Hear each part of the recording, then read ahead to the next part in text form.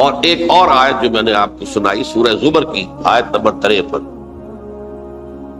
بعض لوگوں پر کچھ مایوسی طاری ہو جاتی ہے، ہم اتنے عرصے سے گناہ کرتے چلے آ رہے ہیں، کیسے معافی ہو، کیسے ممکن ہے، کیسے چھٹکارا ملے گا؟ ایسے لوگوں کے لیے ان کے اطمینان کے لیے، ان کی دلجوئی کے لیے، ان کی تسلی کے لیے یہ آیت عظیم ترین آیات میں سے قرآن مجید۔ قل یا عبادی الذین اسرفوا علی انفسہم، اے نبی کہہ دیجئے اے میرے وہ بندو جنہوں نے اپنی جانوں پر ظلم کیا ہے، ظلم اٹھایا ہے، زیادتی کی۔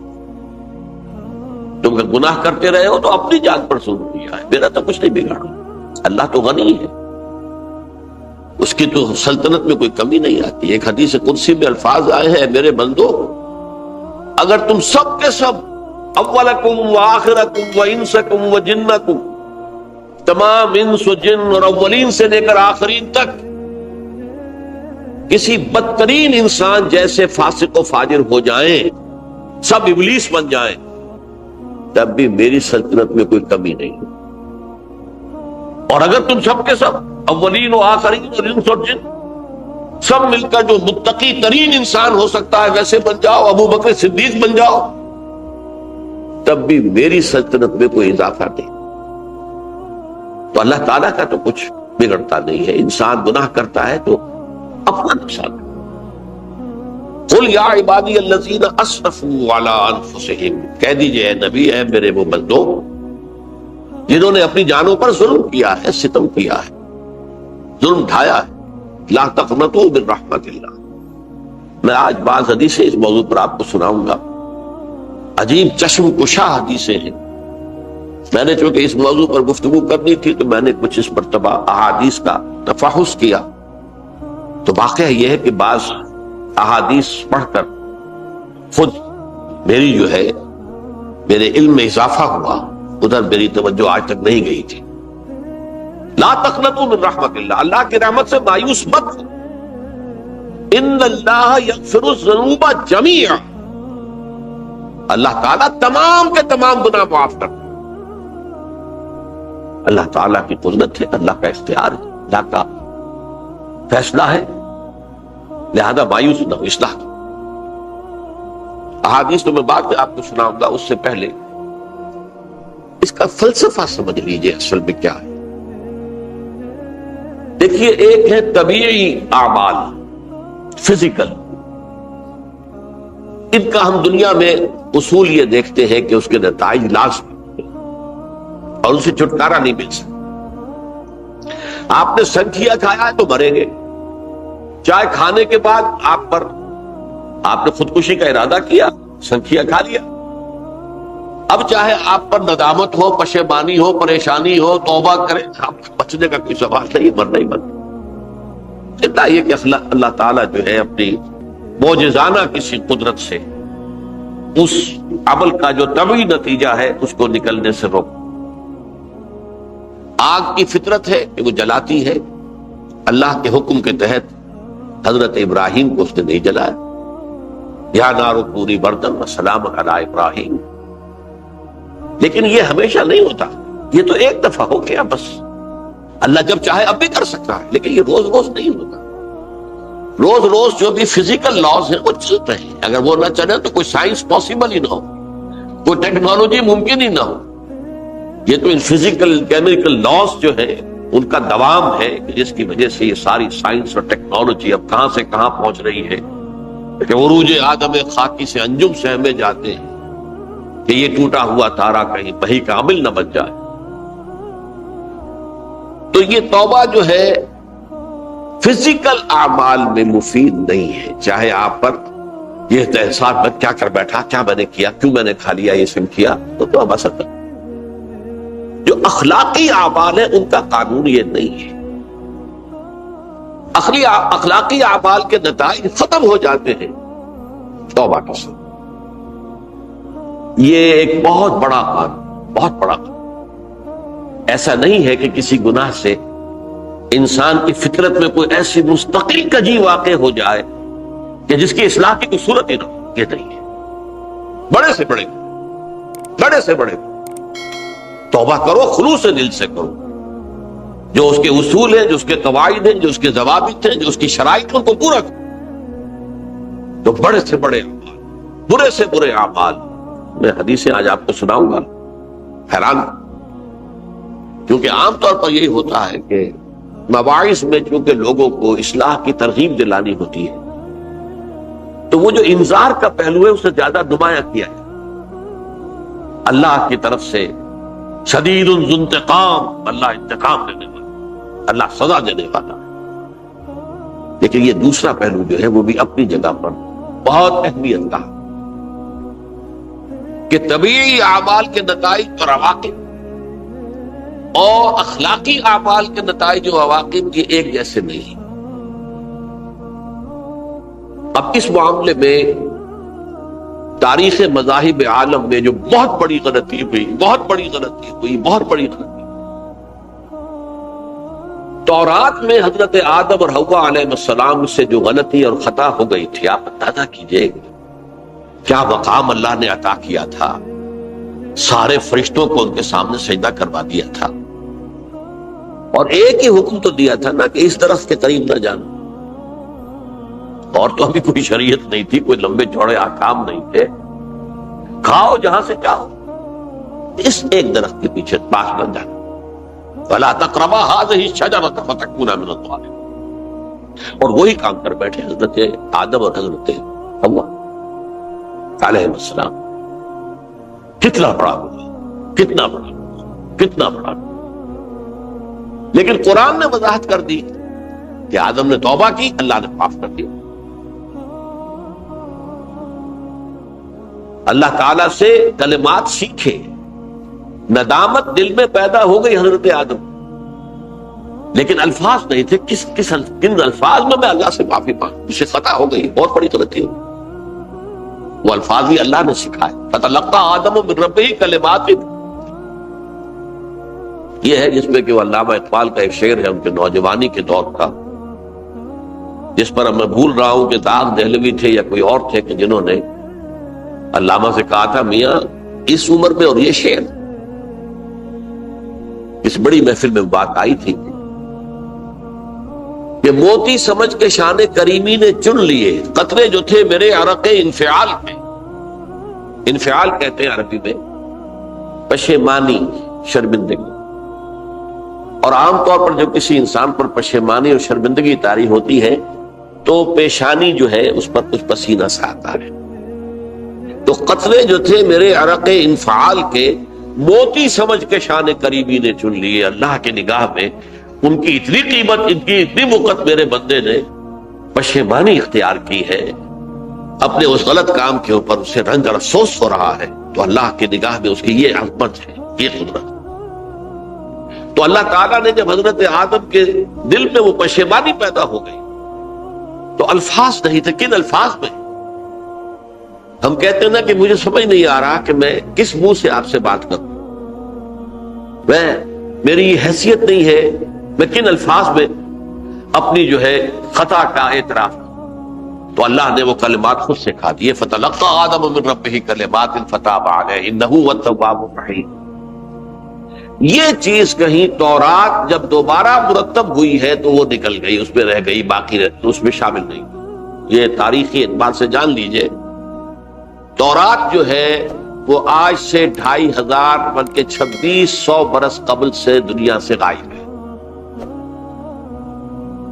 یہ تورات کا جو نسخہ تھا یروشلم میں 587 قبل مسیح میں، جب نبوکدنضر نے، شاید آج کل آپ دیکھ رہے ہوں کہ عراق کی جنگ میں عراق کے جو خاص ڈویژنز ہیں عراقیوں کے، ریپبلکن گارڈز کے، ان میں سے ایک کا نام جو ہے وہ نبوکدنضر ڈویژن ہے، ایک کا حمورابی ڈویژن ہے۔ حمورابی جو ہے عراق کا بہت پرانا بادشاہ تھا، اور تاریخ انسانی میں سب سے پہلا قانون اس نے مرتب کیا، حمورابی۔ یہ بہت پرانی تہذیب ہے، دنیا کی غالباً سب سے زیادہ اینشنٹ تہذیب جو ہے وہ عراق کی ہے۔ حضرت ابراہیم یہی پیدا ہوئے شہر عر میں۔ تو نبوکدنضر نے جب تباہ کیا تھا یروشلم کو، 6 لاکھ آدمیوں کو قتل کیا اور 6 لاکھ کو قیدی بنا کر لے گیا بیبیلونیا، بابل کا لفظ بھی آج کل آ رہا ہے۔ کسی زمانے میں وہ عظیم شہر تھا دنیا کا، وہ معمولی سا شہر رہ گیا ہے، نئے شہر بڑھ گئے۔ تو اس وقت سے اس نے جب یروشلم میں جو ہیکل سلیمانی حضرت سلیمان کی بنائی ہوئی مسجد تھی اس کو جب گرایا ہے، اس کے بعد سے وہیں پر وہ نسخہ رکھا ہوا تھا تھوڑا، پھر دنیا میں وہ نسخہ آپ نہیں گیا۔ یہودیوں کا کہنا ہے کہ موجود ہے مسجد اقصی کے نیچے، وہ جب اس نے گرایا تھا تو جو نیچے تہخانے تھے وہ نہیں گرے تھے، وہ محفوظ رہے تھے، اوپر ملبہ آ گیا، اور وہیں پر وہ تورات اور وہ تابوت سکینہ جس میں حضرت موسیٰ کا عصا بھی رکھا ہوا ہے اور بہت سے وہ من اور سلوہ کے بھی کچھ نمونے رکھے ہوئے ہیں، وہ تابوت سکینہ اس کا قرآن مجید میں سورہ بقرہ میں ذکر ہے، وہ بھی موجود ہے، اور جو ربائی وہاں اس وقت تھے ان کے علماء، ان کی لاشیں بھی وہاں پڑی ہوئی ہیں، وہ جب ہم کھدائی کریں گے تو دنیا میں سامنے۔ لیکن بہرحال اس وقت جو مجھے کہنا تھا وہ یہ کہ چونکہ اصل تورات اس وقت گم ہو گئی، 150 سال کے بعد اسے پھر یادداشتوں سے کچھ مرتب کیا گیا تو اس میں غلطیاں پیدا ہوئی۔ اب انسانی یادداشت کا معاملہ آ گیا نا، انہی میں سے ایک بڑی غلطی یہ ہوئی، اومیشن یہ ہوئی کہ حضرت آدم نے جو توبہ کی اور اللہ نے قبول فرما لیا، اس کا ذکر اس میں نہیں۔ اس سے نتیجہ عیسائیوں نے کیا اختیار کیا کہ وہ اوریجنل سن کہتے ہیں اسے، وہ جو ابتدائی گناہ تھا عظیم جو ہمارے جد امجد آدم سے سرزد ہوا تھا، اس گناہ کا اثر جو بھی بچہ نسل آدم میں پیدا ہوتا ہے وہ لے کر آتا ہے۔ یہ زمین و آسمان کا فرق ہے۔ اسلام کے نزدیک ہر بچہ جو پیدا ہوتا ہے وہ معصوم ہے، بلکہ مسلم ہے۔ کل مولود یولد علی الفطرہ، جو بھی بچہ پیدا ہوتا ہے وہ فطرت اسلام پر پیدا ہوتا ہے۔ فَأَبَوَاهُ يُهَوِّدَانِهِ أَوْ يُمَجِّسَانِهِ أَوْ يُنَصِّرَانِهِ، یہ تو والدین ہیں اس کے جو اسے مجوسی یا عیسائی یا یہودی بنا لیتے ہیں، ورنہ وہ تو مسلمان ہوتا ہے، فطرت کی کلین سلیٹ لے کر آتا ہے۔ عیسائیت کہتی ہے ہر انسان جو پیدا ہوتا ہے بنیادی طور پر گناہگار ہے، اپنے جد امجد کے گناہ کا بوجھ لے کر آ رہا ہے۔ اب اس کا علاج انہوں نے پھر کیا تجویز کیا، یہ ہے کہ ایک غلطی پر دوسری غلطی اور دوسری پر تیسری غلطی، خشت اول چون حد بیمار کج تاثریہ بھی ربط دیوار کج۔ اب اللہ نے جب دیکھا اب تو ہر بندہ جو ہے آدم کی اولاد کا بنیادی طور پر پیدائشی طور پر گناہ گار ہے، تو اب کیا کیا جائے؟ تو اللہ نے اپنا اکلوتا بیٹا، صلبی بیٹا مسیح یسوع اسے زمین پر بھیجا۔ یہ الفاظ میرے ہیں کہ اسے قربانی کا بکرا بنا کر اور ان سب کی طرف سے قبول کر لیا، گناہ گاروں کی طرف سے، کہ ان کے گناہ کا کفارہ ہو جائے گا جو عیسیٰ کو مان۔ یہ عقیدہ ہے عیسائیت۔ جڑ کیا ہے کہ گناہ ہو گیا تو گناہ کا اثر تو رہے گا۔ قرآن یہ کہتا نہیں، اللہ دھو دے گا، تمہاری سیرت و کردار کے اوپر بھی جو داغ ہیں دھل جائیں گے، اور تمہارے نامہ اعمال میں جو دھبے ہیں وہ بھی دھل جائیں گے۔ توبہ کرو، توبوا الی اللہ توبۃ نصوحا، کرو وہ توبہ کے جو بالکل خلوص دل کے ساتھ ہو۔ اب میں ذرا آپ کو کچھ احادیث سنانا چاہتا ہوں۔ ایک طرح کا یہ تبشیر کا پہلو ہے آج ہماری گفتگو میں کہ جو نمایاں ہوگا۔ یہ بعض احادیث تو چھوٹی چھوٹی ہے اور یہ بہت مرتبہ میری گفتگو میں آ چکی ہے، صرف اس وقت حوالہ دے کر گزر جاؤں گا۔ یہ ترمذی اور ابن ماجہ میں حضرت انس ابن مالک رضی اللہ تعالی عنہ سے روایت ہے، حضور نے فرمایا کل بنی آدم خطاؤون وخیر الخطائین التوابون، تمام بنی آدم خطا کار ہیں، خطا کار بھی نہیں، بہت خطا کار، بہت خطا کار، لیکن ان خطا کاروں میں بہتر لوگ وہ ہیں کہ جو خوب توبہ کرتے ہیں۔ غلطی ہو گئی توبہ کر۔ اور ایک اور حدیث میں آپ کو بتاؤں گا کہ یہ نہیں ہے کہ پھر کبھی وہ غلطی نہ ہو، اس وقت آپ یہ لگا لیں اپنے اوپر یہ کام میں نے نہیں کرنا، اور ایک دفعہ وہ کام چھوڑ دیں تو توبہ ہو گئی۔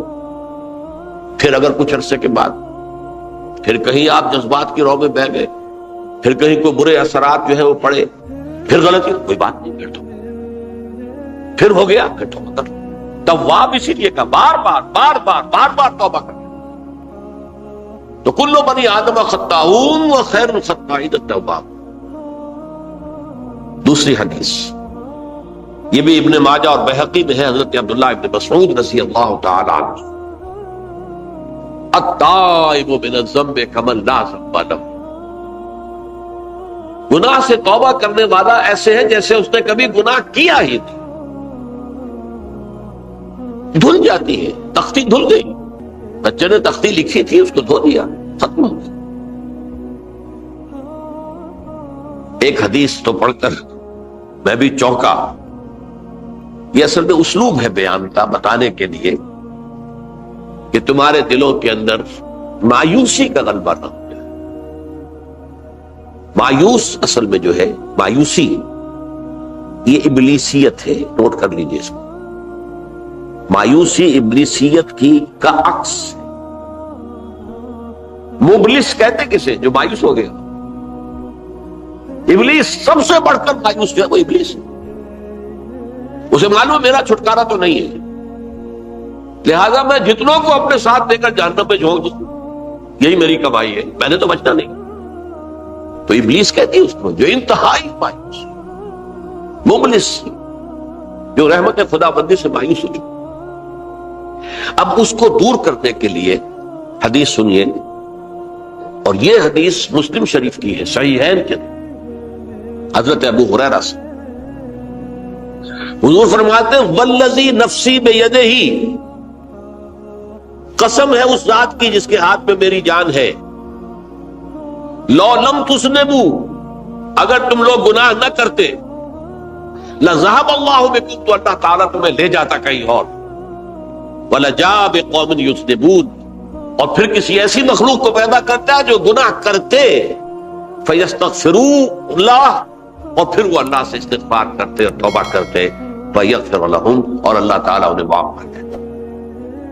تو میں نے عرض کیا کہ یہ بعض چیزیں ہوتی ہیں کہ جن کا واقع سے کوئی تعلق نہیں ہوتا، لیکن ایک زور بیان کے لیے، ایک بات کو ایمفیسائز کرنے کے لیے، جیسے قرآن مجید میں آتا ہے، اے نبی کہہ دو ان کان للرحمن ولد فانا اول العابدین، اگر اللہ کا کوئی بیٹا ہو تو میں سب سے پہلے میں اس کو پوجوں گا، جب میں اللہ کو پوجتا ہوں تو اللہ کا اگر کوئی بیٹا ہوتا تو کیا میں اسے نہ پوچھتا؟ لیکن نہیں ہے۔ اب یہ نہیں ہے، نفی کے لیے زور دیا کہ اگر اللہ کا کوئی بیٹا ہوتا، لو کان للرحمن ولد فانا اول العابدین۔ اسی طرح یہ ہے کہ اگر انسان گناہ نہ کرتے اور گناہ کے بعد توبہ کر کے اللہ تعالیٰ کی شان غفاری کا ظہور نہ ہوتا، یہ بھی ایک عجیب فلسفے کی بات ہے، اللہ نے یہ کائنات کیوں پیدا کی؟ قرآن مجید میں اس کو براہ راست ایڈریس نہیں کیا گیا اس مسئلے کو، میرے علم کی حد تک، ہو سکتا ہے کہیں بہت خفی انداز میں ہو اور ابھی تک میری نگاہ سے بھی جو ہے وہ چھپا رہ گیا، ہو سکتا قرآن مجید کے غامض نکات ایسے ہو سکتے۔ کوئی شخص، میں تو کہتا ہوں کہ اگر کوئی شخص کہتا ہے، میرے بارے میں ایک عالم دین نے کہہ دیا تھا کہ اسے قرآن پر بڑا عبور حاصل ہے، تو میں نے انہیں پیغام پہنچایا، جن صاحب نے مجھے ان کا یہ جملہ سنایا تھا کہ آپ نے قرآن کی توہین کی ہے، قرآن پر عبور کسی انسان کو نہیں۔ عبور کا مفہوم کیا ہے؟ دریا کے دو کنارے ہیں، آپ اس کنارے سے اس کنارے چلے گئے تو آپ نے عبور کیا دریا۔ قرآن کے کنارے ہیں ہی نہیں، لا پیدا کنار۔ لہذا یہ کہہ دینا کسی کے بارے میں کہ قرآن مجید، اب انہوں نے تو ایک طرح سے میری تعریف کی تھی، میرے ایک ساتھی سے جملہ کہا تھا، ان کے وہ عزیز تھے، تو گویا کہ وہ جو میری تنظیم میں تھے ان کو خوش کرنے کے لیے کہہ دیا ہو، یا جو بھی ہو، ان کے دلی جذبات ہو سکتا ہے کہ میں نے کہا انہیں یہ پیغام پہنچا دیجئے، آپ نے قرآن کی توہین کی۔ قرآن پر عبور کسے ہو سکتا؟ نہ معلوم کتنے مقامات ہیں کہ جہاں امام راضی بھی کھڑے ہوئے ایسے نظر آتے ہیں، دہشت زدہ، اعلم ان هذا المقام مقام غامض مہیب عمیق، ہوشیار کے رہ مردم تیغست قدم رہا، ہوشیار ہو جاؤ، یہ بڑا خطرناک مقام ہے، بہت مشکل مقام ہے، اس کی تہ تک پہنچنا کسی کے لیے ممکن نہیں ہے۔ سورہ حدید کی آیت هو الاول والآخر والظاہر والباطن پر یہ الفاظ ہیں جو امام راضی نے لکھے۔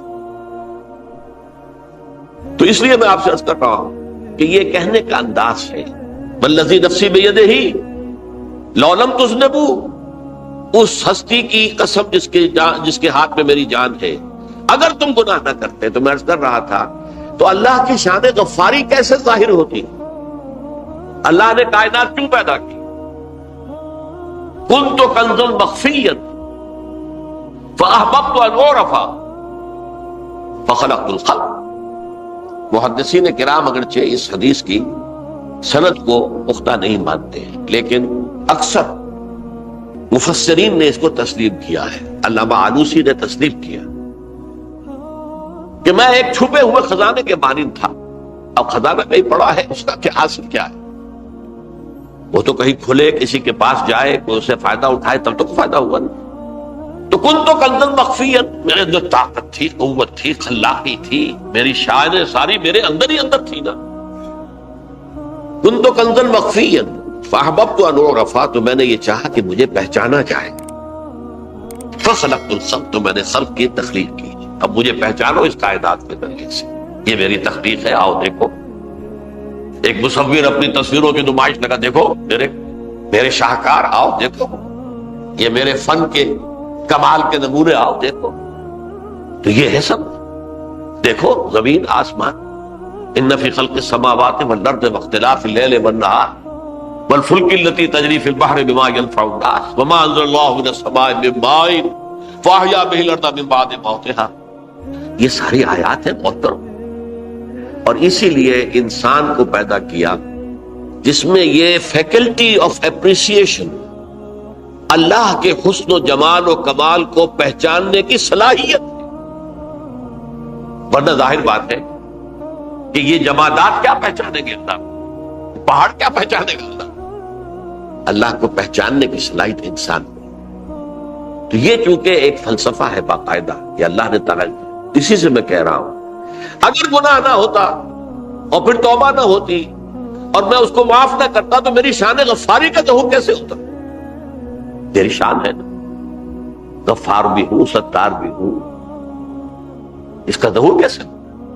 تو والذی نفسی بیدہ لو لم تذنبوا لذهب اللہ بکم ولجاء بقوم یذنبون فیستغفر اللہ فیغفر لهم۔ اگر تم لوگ گناہ نہ کرتے تو اللہ تمہیں ختم کر کے کوئی اور ایسی مخلوق پیدا کرتا کہ جو گناہ کرے اور پھر وہ توبہ کرے اور اللہ اسے معاف۔ اسی سے ملتی جلتی ایک حدیث ہے، یہ امام احمد اور امام بہقی لائے ہیں، اور اس کے راوی حضرت علی ہے رضی اللہ تعالی عنہ۔ ان اللہ یحب العبد المؤمن المفتن التواب، اللہ تعالیٰ کو بہت محبت ہے، یحب۔ اب دیکھیے ایک طرف وہ آیات ذہن میں لائیے، اللہ تعالیٰ کن سے محبت کرتا ہے؟ واللہ یحب المحسنین، یا وہ لوگ ان اللہ یحب الذین یقاتلون فی سبیلہ صفا کانہم بنیان مرصوص، اللہ محبت کرتا ہے اپنے ان بندوں سے جو اس کی راہ میں جنگ کرتے ہیں صفے باندھ کر، گویا سیسا پلائی ہوئی دیوار ہے۔ یہ ہے مثبت کام، نیک کام، محسنین، اللہ کی راہ میں قتال کرنے والے۔ یہاں اس کے برعکس کہا جا رہا ان اللہ یحب، اللہ تعالیٰ محبت کرتا ہے اپنے اس بندے سے، العبد المومن، جو مومن ہو۔ اس کی ایک اور بڑی پیاری حدیث آئے گی، المفتن التواب، جو بہت فتنوں میں مبتلا ہو جاتا ہو اور پھر بہت توبہ کرتا ہو، مفتن التواب، لیکن ساتھ ہی پلٹتا ہو، رجوع کرتا ہو، پھر اللہ کے حضور میں حاضر ہوتا ہو، پھر معافی مانگتا ہو۔ اللہ تعالیٰ کو اپنا ایسا بندہ بہت پسند ہے۔ اب میں کچھ اور حدیثیں آپ کو سنا رہا ہوں۔ توبہ کا دروازہ دو اعتبارات سے کہا گیا ہے کہ ایک وقت آنے پر بند ہو جائے۔ ایک حدیث کے تو الفاظ میں نوٹ کر کے نہیں لایا ہوں کہ اللہ تعالیٰ نے توبہ کا ایک دروازہ اتنا چوڑا کھلا رکھا ہوا ہے کہ جس کو عبور کرنا جو ہے وہ سال ہر سال میں ممکن ہو، اور یہ بند نہیں ہوتا جب تک کہ سورج مغرب سے طلوع نہ ہو جائے۔ یہ قیامت کی جو آخری، قریب قیامت کی جو آخری نشانیاں ہیں ان میں سے وہی حدیث میں آپ کو سنا رہا ہوں، عن ابی ہریرہ رضی اللہ تعالی عنہ، اور یہ مسلم شریف کی روایت ہے۔ من تاب قبل ان تطلع الشمس من مغربها تاب اللہ علیہ، سورج کے مغرب سے طلوع ہونے سے قبل تک جو لوگ توبہ کریں گے اللہ تعالیٰ ان کی توبہ قبول کر لے گا۔ البتہ جب وہ قیامت کی وہ نشانی ظاہر ہو جائے کہ سورج مغرب سے طلوع ہو رہا ہے، اب دروازہ توبہ کا بند ہے۔ اب اس کے بعد اگر توبہ کوئی کرتا ہے تو اللہ تعالیٰ اس کی توبہ کو قبول نہیں کرے۔ یہ تو اجتماعی سطح پر ہوئی، انفرادی سطح پر۔ عن عبداللہ ابن عمر رضی اللہ تعالی عنہما عن النبی صلی اللہ علیہ وسلم قال ان اللہ عز وجل یقبل توبۃ العبد ما لم یغرغر۔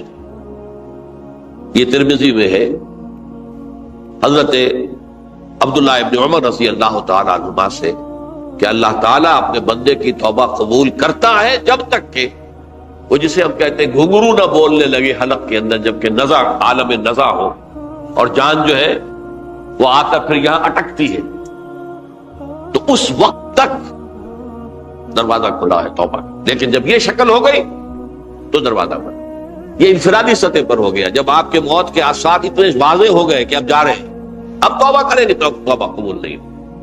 اجتماعی سطح پر جب قیامت جو ہے اس کی وہ گھڑی آ گئی کہ سورج مغرب سے طلوع ہو گیا، اب توبہ کا دروازہ بند۔ ایک اور حدیث ہے جو میں نے بہت مرتبہ اس کا ترجمہ تو آپ کو بہت دفعہ سنایا ہے، آج میں چاہتا ہوں اس کو پورے متن کے ساتھ آپ کے سامنے رکھوں۔ یہ حضرت انس بن مالک رضی اللہ تعالیٰ عنہ سے مروی روایت ہے، جو حضور کے خادم خاص تھے، اور یہ متفق علیہ بھی ہے، یعنی بخاری میں بھی ہے، مسلم میں بھی ہے، لیکن تھوڑا سا فرق ہے الفاظ کا۔ تو جو مسلم شریف کی روایت ہے اس کے الفاظ کیا ہے؟ للہ اشد فرحا بتوبۃ عبدہ حین یتوب الیہ۔ جان لو اللہ تعالیٰ کو زیادہ خوشی ہوتی ہے اپنے کسی گناہ گار بندے کی توبہ سے جبکہ وہ توبہ کرتا ہے۔ کس سے زیادہ ہوتی ہے؟ اس کی ایک تمثیل تھی، من احدکم، ایک ایسے شخص سے بھی زیادہ بڑھ کر خوشی ہوتی ہے، کان علی راحلتہ بأرض الفلات، کہ جو بہت ہی دور دراز کے اور سنسان علاقے میں سفر کر رہا تھا، فانتحرفت منہ، اس کی سواری جو ہے گم ہو گئی، وعلیہا طعامہ وشرابہ، اسی پر اس کا کھانا بھی تھا اور پانی بھی تھا۔ اونٹنی پر سفر کر رہا تھا، اسی پر ہوتا ہے راحلہ جو ہے راستے کا سامان۔ اچانک کہیں بیٹھا ہے تھوڑی دیر کے لیے سستانے کے لیے، کہیں اونگ آ گئی اور اونٹنی صاحبہ غائب۔ اب آنکھ کھلی اور اس نے دیکھا، فَأَيَّسَ مِنْهَا، تلاش کر کر کے مایوس ہو گیا، کہیں اونٹنی کا سراغ نہیں۔ اب ظاہر بات ہے کسی صحرا میں یہ کیفیت، اس کا مطلب کیا ہے؟ یقینی موت۔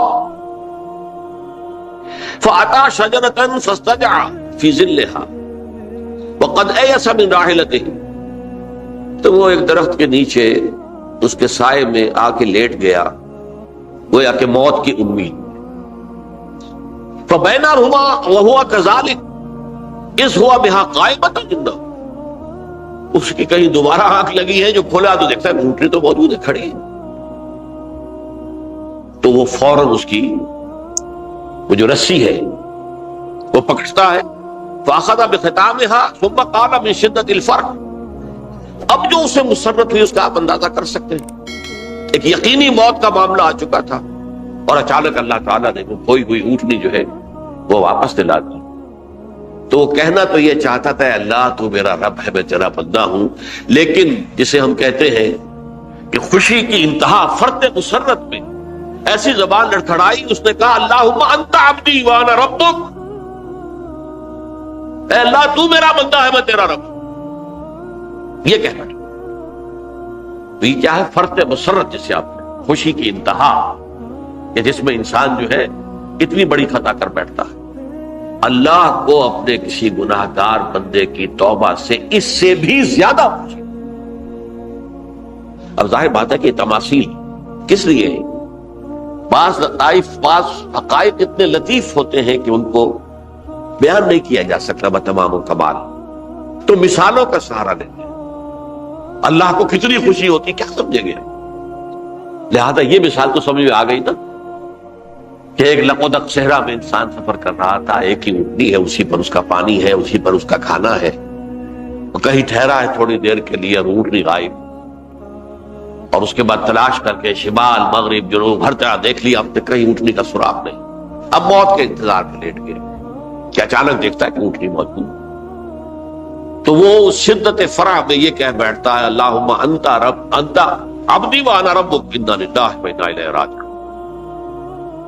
اب دیکھیے ایک حدیث وہ آ رہی ہے، اور اس کو یوں سمجھیے، اللہ تعالیٰ نے جو انسان پیدا کیے ہیں ان کے مزاج مختلف،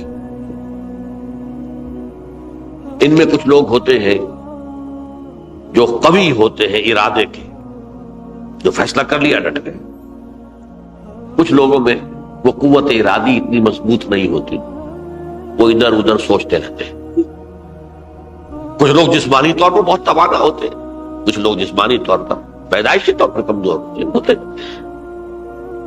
تو اگر کوئی قوت ارادی کمزور رکھنے والا شخص ہے، وہ بھی تو اللہ کی تخلیق ہے، اللہ کا بندہ ہے، خطاؤں کا ظہور ہو جاتا ہے،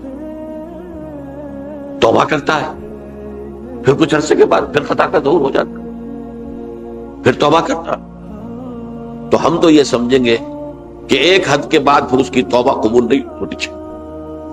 لیکن حدیث سنیے، وعن ابی ہریرہ رضی اللہ تعالی عنہ قال قال رسول اللہ صلی اللہ علیہ وسلم ان عبدا اذنب ذنبا، یقیناً ایک بندہ جو ہے وہ ایک گناہ کرتا ہے، فقال، پھر وہ کہتا ہے رب، اے میرے پروردگار، اذنبت فاغفر لی، مجھ سے گناہ ہو گیا ہے، مجھے معاف۔ فقال ربہ، تو پروردگار یہ کہتا ہے اعلم عبدی ان لہ ربا یغفر الذنب ویاخذ بہ، میرا یہ بندہ یہ جانتا ہے کہ اس کا ایک رب ہے جو گناہ معاف بھی کر سکتا ہے اور سزا دے بھی سکتا ہے۔ کیا معنی ہوگا؟ گناہ اس نے کیا ہے لیکن جانتا ہے اللہ کہ وہ معاف بھی فرما سکتا ہے، تبھی تو وہ اللہ سے معافی کی درخواست کر رہا ہے۔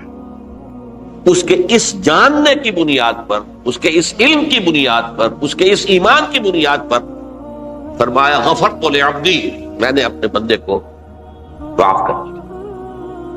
ثم مکث ما شاء اللہ، پھر وقت گزرا جتنا کہ اللہ نے چاہا، ثم اذنب ذنبا، پھر اس سے گناہ ہو گیا، فقال رب اذنبت ذنبا فاغفر، پھر کہتا ہے پروردگار مجھ سے گناہ ہو گیا، پھر مجھے معاف فرما دے۔